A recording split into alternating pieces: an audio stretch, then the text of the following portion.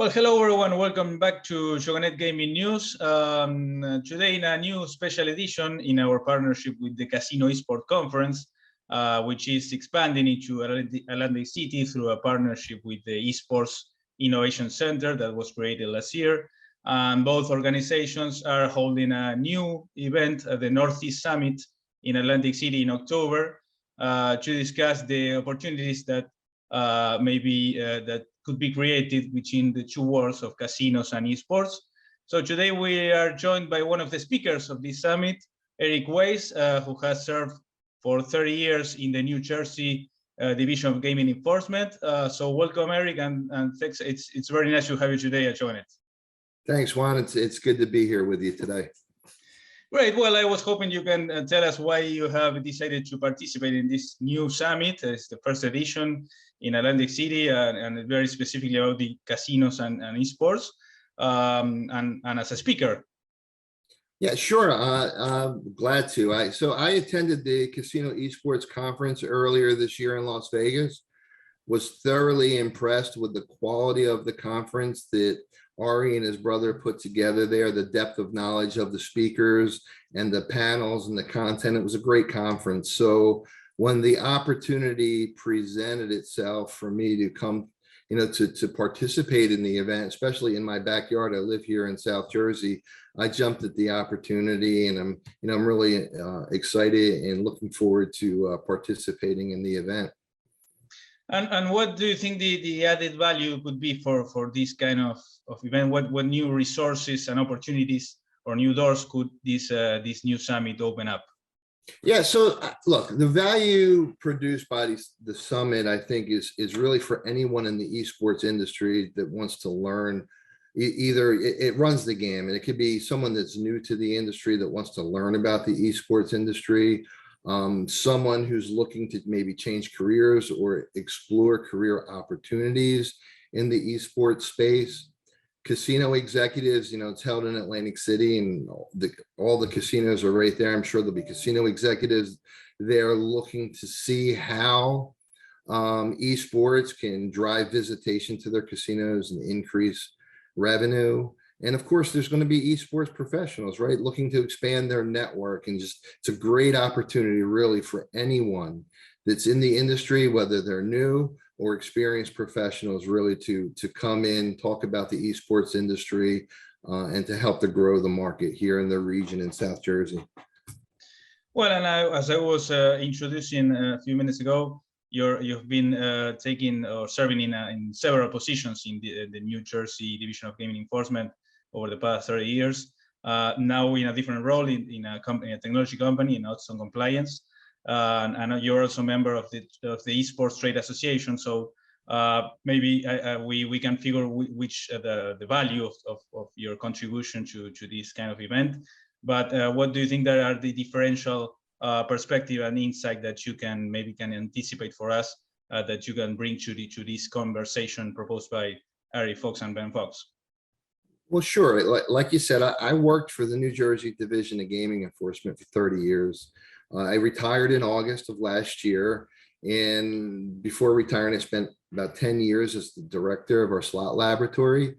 But during all those years, I was personally involved in a lot of the initiatives really that make New Jersey a great place for esports to thrive, right? We have some really cool stuff as a regulator in New Jersey. We have a product, we have a incentive called New Jersey First, which says if you bring your product to New Jersey before any other jurisdiction, you'll get a regulatory review within 15 work days. We have, in 2011, we streamlined regulations, and I was personally involved with 2 industry work groups. One was the Casino IT Industry Work Group. The other was the Casino Gaming Equipment Approval Industry Work Group. And really those regulations in 2011 really brought all of the regulations up to date and incorporated best practices and reached out to the casino industry, which were part of those work groups to make New Jersey up to date and current with regard to that, which will help esports really set the stage for things like internet gaming, which occurred in 2013. And then we introduced skill-based regulations, which is also something that is talked about with esports. And then you have sports betting that was introduced in 2018. So I was involved in all of those initiatives. So that's kind of my perspective that I bring as a regulator. But like you said, I went over, I retired in August of last year and started, I'm the vice president of technology compliance for a consulting company called Odds On Compliance.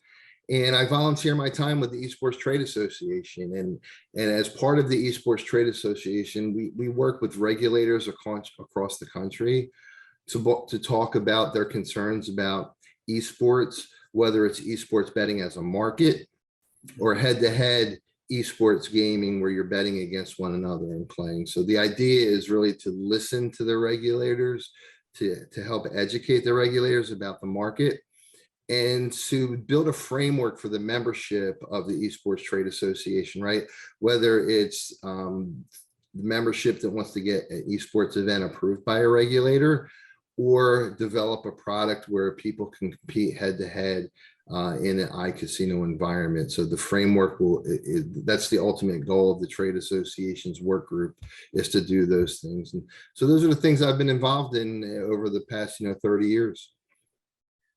Well, it's quite an interesting career, and we've spoken with the executive director of the EIC recently, Andrew Welgus. He actually said that the problem right now is that there is no infrastructure in the casino market to facilitate or encourage these innovative ideas from the esports communities, which are totally different. Maybe, well, we also discussed the first steps taken by Esports Entertainment Group, which became recently the first licensed esports betting operator in the New Jersey, and also hosted the first skills-based wagering event with Hard Rock Atlantic City Casino. So the question is, if you believe that maybe this lack of infrastructure is the key hurdle today for in order to bridge these two worlds, and also if you think that the EEG is taking the steps in the right direction today. Yeah, so there's a lot of information there. So I think what Andrew really was talking about had to do with like the peer-to-peer model, right? Where people can compete against each other in person for money. That was the EEG model that they kind of launched or tried and tested out in Atlantic City. It's kind of like a poker kind of setup, and currently nothing exists in Atlantic City or around the country to really do like a poker environment for head-to-head competitive gaming. But as far as infrastructure in Atlantic City goes, while it might not have any facilities really that were designed specifically for esports, it's got a tremendous amount going for it when it comes to infrastructure, right? So, the first thing I like to talk about is Phil Murphy, right? Our governor has made it clear that he wants New Jersey to become the established hub for esports and related gambling. Okay, so, and he's supported by our legislature, who's demonstrated their support for esports through the passage of a bill in 2021 that clarified and removed certain restrictions on esports betting. And then locally, we have a bunch of organizations and leaders who are committed really to promoting Atlantic City as an esports destination. You already mentioned Andrew Welgus, right? He's the executive director of the Esports Innovation Center at Stockton. But there's also a lot of really influential people in the region that are dedicated to esports. You got people like Larry C., who's the president and CEO of Meet Atlantic City and the Convention Center and Visitors Bureau. You have Dan Gallagher, who's the sports accounts director for the Atlantic City Sports Commission. You got Lauren Moore, who's the president of the Atlantic County Economic Alliance. From the state, you have Bill Penders. He's from the Economic Development Association. Michael Chait, president of the Atlantic City Chamber of Commerce, and Scott Houston, who's the chief information officer at Stockton University, which has a campus in Atlantic City, and he's the founder of their esports program. So you have a tremendous amount of physical support from the standpoint of human infrastructure, but from the technology standpoint, you have, with the introduction of iGaming to Atlantic City in 2013, with that came Continent Data Center and a tremendous amount of redundant bandwidth supply from the internet to Atlantic City. And then you have the location itself. It's a great place for esports. It's located in the heart of the Northeast, right? So we're in easy driving distance from a third of the population in the United States. You got Atlantic City, 60 miles, Philly's 125, New York's like 175 miles. And within just 1 hour drive, you got almost 4 million people to Atlantic City. So you couple that with world-class casinos, a progressive regulatory agency, and Atlantic City has a fantastic infrastructure. So you're talking infrastructure, it's a great infrastructure and a great location for esports to thrive. Well, they put that together. It's a very interesting landscape for start building on. And you know what, Shoganet, we have been covering this. Atlantic City has actually become headlines for other reasons these days. Actually, because the contract renewals with the union, with the local 54, the local unit here. Likely they came to an agreement. But I bring this up because, and it was also a question for Andrew Welgos.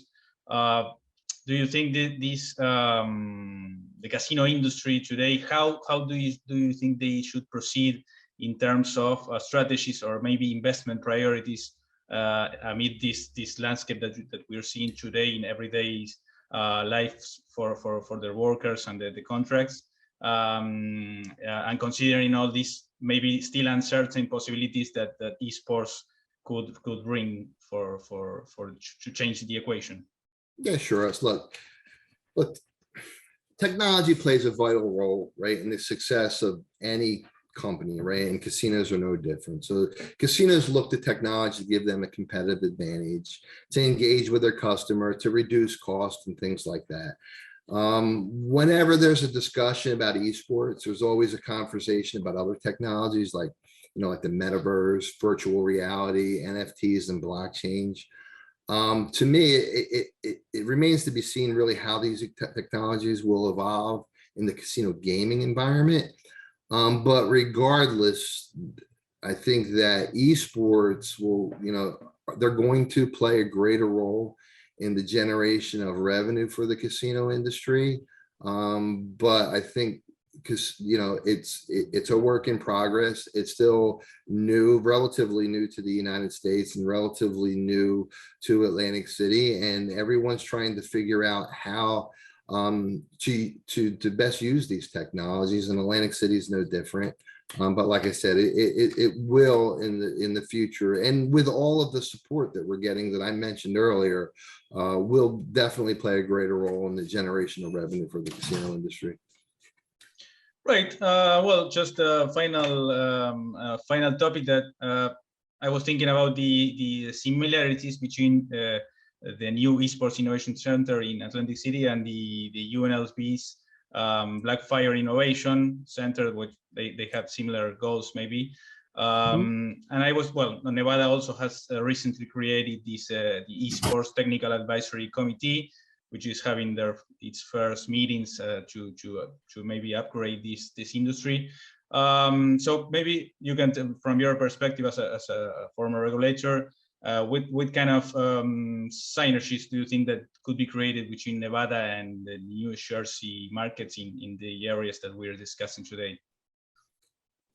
Well, yeah, I mean, so the Esports Innovation Center, I think it has very similar goals, like you said, with the Blackfire Innovation Center.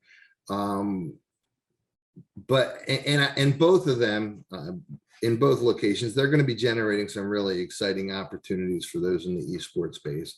It's no doubt in my mind. And I know that Andrew Welgos, who is the Esports Innovation Center's executive director, he's met with the folks in Las Vegas.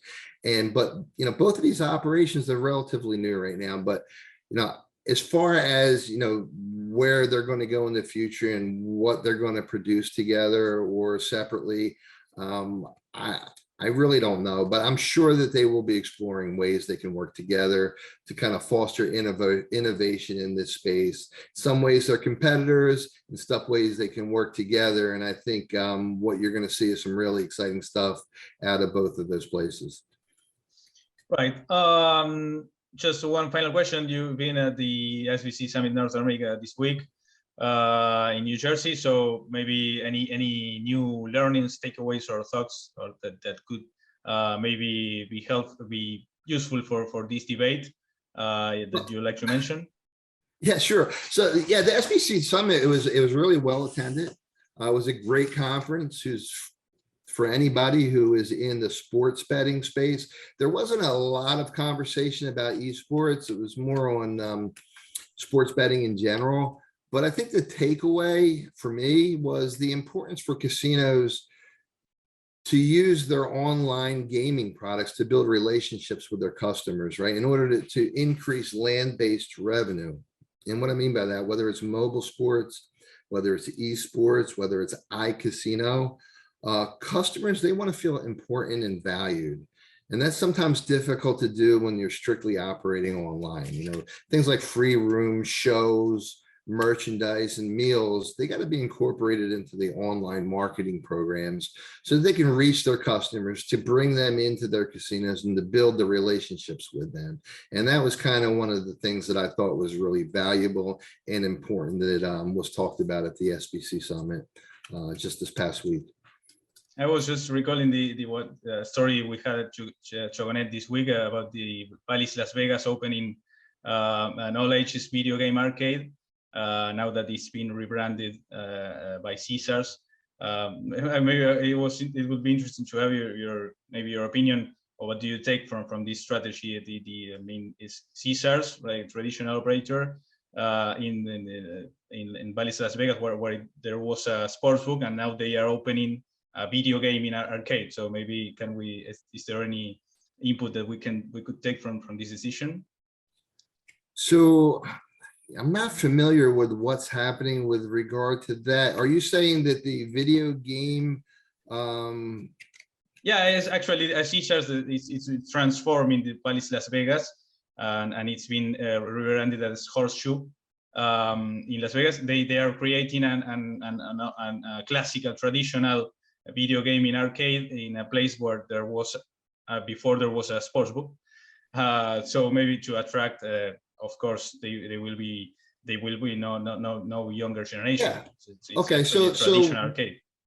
So what we've seen, right? So I talked about this earlier. As a regulator, we introduced skill-based gaming regulations, and the only other state that I'm aware of that did that was Las Vegas. And the vision there was to be able to infuse skill onto the casino floor and make that part of a gaming offering, right? So I don't know if Bally's is doing this there, but it's almost like you bring like a Dave and Buster's concept and you're able to play video games for money, right? That's what those regulations allowed you to do. We had very little success for that. I mean, it was introduced in 2016, and there were a handful of vendors that came in and tried it. I think that this will be more valid and used more widely in the online space. But it's interesting to me that you have a casino developing space for like an arcade, and if they're moving in the direction of incorporating skill into that, I think it's a tremendous opportunity, and I'm gonna have to follow that closely to see how they do. Absolutely, yeah, we will too. Thank you very much, Eric, and hopefully we can catch up once this October event is closer to the date, and we'll be happy to cover every story or insights that you would like to share with Chogonet. Thanks so much for your time. Yeah, great to be here. Thanks a lot, Juan. Bye.